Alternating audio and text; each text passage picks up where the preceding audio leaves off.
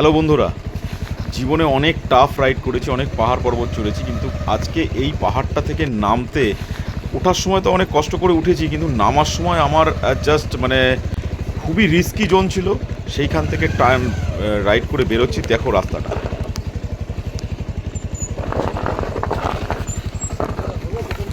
হুম, দাঁড়া, যতটা যেতে পারি যাই না, যতটা যেতে পারি যাই।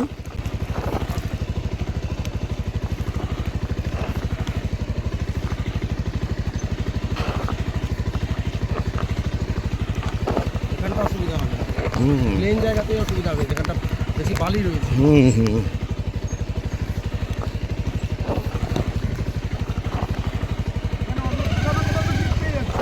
হুম হুম হুম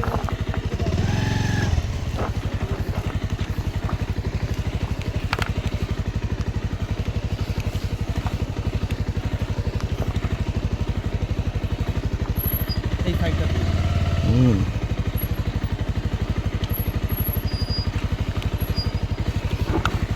চলো চলো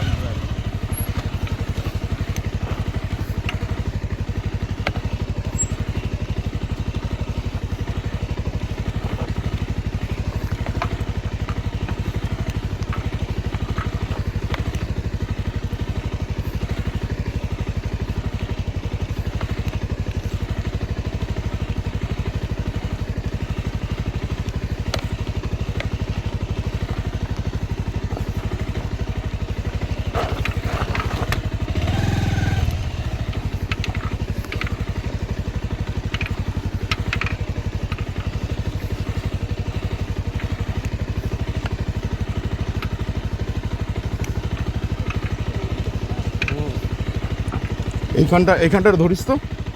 এই ধরে আছি আমি, তখন থেকে ধরেই আছি। মানে এই জায়গাটাই স্কিপ করার জায়গা। ঠিক আছে, ঠিক আছে, হ্যাঁ হয়ে গেছে।